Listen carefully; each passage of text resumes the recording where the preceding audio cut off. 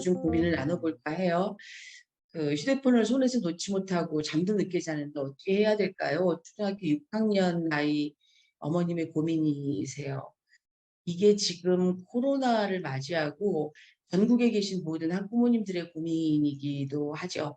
또 제가 직접 상담하고 있는 아이들이 어, 양상은 다 다르지만 결국 그 모든 양상의 끝에 이 휴대폰 문제가 있다라는 거예요. 누구도 여기서 자유로울 수 없죠. 심지어 어른들조차도 자유로울 수는 없습니다. 근데 이게 이제 손에서 놓지 못한다는 얘기는 일상이 지금 무너지고 있다는 얘기거든요. 뭐 학원에 갈 때 또는 학원에 가서 선생님이 뺏어놓기 전에는 휴대폰을 손에서 놓지 않을 거고, 이게 어떤 문제를 일으키냐 하면 밤에 이걸 너무 오래 보게 되면 아이들이 일종의 그 에너지 탈진 상태에 빠지거든요. 실제로 많은 연구에서도 그렇게 얘기하고 있고, 가만히 앉아서 휴대폰을 보는데 뭐가 그렇게 힘이 들까라고 생각을 하시겠지만, 실제로 이게 에너지 뱀파이어라고 부르는 전문가들도 있어요. 그러니까 이걸 보면 볼수록 점점점 피곤해지는 거죠. 그러면 이제 어떤 증상이 일어나냐, 일종의 어떤 학습 동기도 없고 먹지도 않아요. 이제 심각해지면. 물론 잠도 늦게 자고 늦게 일어나고 이러기 시작을 하죠. 자, 그러면 이런 모든 걸 다 겪고 계실 거예요. 그리고 그 끝에 뭐가 있냐면 감정적으로 조절하지 못하는 충동 장애, 또 분노 조절 장애 이런 것들도 나타나죠. 뭐 흔하게 아주 흔하게 이제 이 끝에 만나게 되는 증상. 부모에게 욕을 하는 아이들도 있습니다. 아주 이거 흔한 거예요. 이게 아이들의 문제라기보다는 이제 뇌의 문제라고 보셔야 되는데, 핸드폰에 너무 많이 노출되게 되면서 의식하지 않으면서 생각하지 않는 뇌가 되기 시작을 하면서 인간이 가장 가지고 있는 충동성, 그 본성 안에서 아이들이 행동을 하고, 그럴 때 조금 감정이 다치게 되면 엄마들에게 욕을 하기도 하죠. 아주 흔한 일입니다. 자, 이제 여기까지 가게 돼요. 그럼 이제 어떻게 해야 될까요? 이 문제를 해결하셔야 돼요. 아이가 어리거나 고등학생이 돼도 이건 해결해야 되는 문제인데, 아주 저는 정석대로 말씀을 드릴 수밖에 없는 게, 여기까지 오도록 그러면 어떤 문제가 있었을까를 좀 되짚어 보셔야 돼요. 우리는 어떤 문제를 가지고 여기까지 왔는가?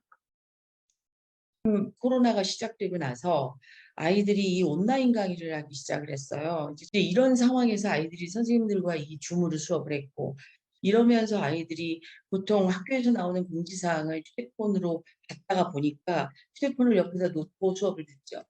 근데 뭐 중요한 수업이든 중요하지 않은 수업이든 없는데도 불구하고 수학은 재미가 없어서, 예를 들어 기술 과정은 뭐 중요하지 않은 과목이니까 이렇게 취급하면서 아이들이 유튜브를 보면서 동시에 온라인 수업을 받게 되는 상황이었죠. 그게 팬데믹 아마 1년 차 때 흔하게 있었던 일일 거고, 그러다 보니까 아이들은 눈 비비고 그냥 잠옷 입은 채로 수업에 들어가기도 하고 이런 일들이 있었어요. 그러니까 지켜져야 될 것들이 지켜지지 않고 그냥 생활 속에서 이게 수업인지 학교인지도 모르는 상황들을 애들이 맞이하게 됐어요. 이게 꼭 아이들의 잘못이냐?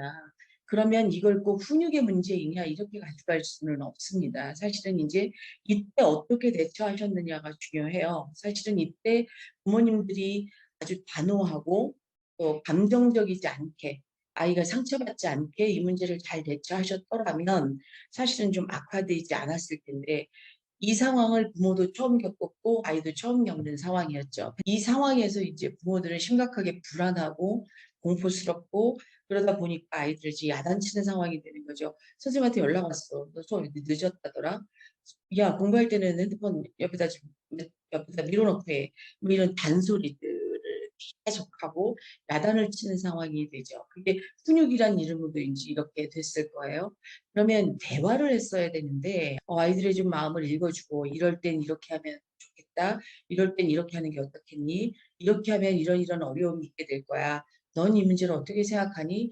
이렇게 대화가 이루어졌더라면 아이들이 충분히 인지하고 양보할 수 있는 부분들이 있었을 텐데, 사실은 팬데믹이 시작될 때 부모가 느끼는 불안과 공포와 아이들이 생활적인 면이 무너진 이것들이 같이 만나기 시작하면서 이제 아마 부모님들은 화라는 형태로 또는 훈육이라는 형태로 아이들을 감정적으로 체벌했을 확률이 굉장히 높아요.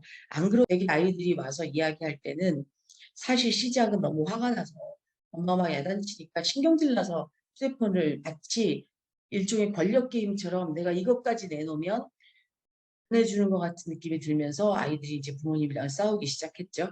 사실은 이 문제의 시작에 그게 있다라는 거예요. 이 시작에 부모님과 아이들의 감정 싸움이 있었을 것이고 이제 그 감정 싸움이 더 이상은 그 막을 수 없는 상황까지 와 있을 거라는 거죠. 그게 지금 이제는 좀 합리적으로 해결해 보려고 이 잠자러 갈 때는 휴대폰을 좀 놓고 들어가라. 휴대폰을 이렇게 쓰면 뇌가 망가진다고 하더라. 이렇게 아주 잘 설득하는 식으로 접근을 하셔도 이제 아이들이 그 닫혀진 마음, 그러니까 감정적으로 이미 상해진 마음이 해결되지 않기 때문에 이젠 단순히 휴대폰의 문제를 넘어서고 있다라는 거죠. 제가 이 문제를 중학교 3학년 아이랑 실제 사례에서 이야기를 한 적이 있어요. 휴대폰을 내놔라. 그런데 알아요. 아이들이 알면서도 뭐라고 얘기하냐면 그 휴대폰을 내놓는 그 결정까지도 자율적으로 내가 결정하는 게 아니라 엄마가 뺏어가기 때문에 내가 이거를 준다는 게 돼버리고 나면 자기 삶의 통제권을 자기가 잃었다라는 느낌을 갖거든요.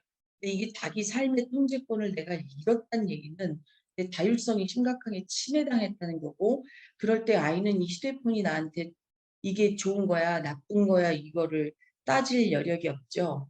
그리고 그럴 만한 이성이 되지 못합니다. 그러니까 이 자율성을 이 좋지 않은 소위 말하면 유해한 휴대폰으로 자기의 자율성을 확보하려고 하는 거죠.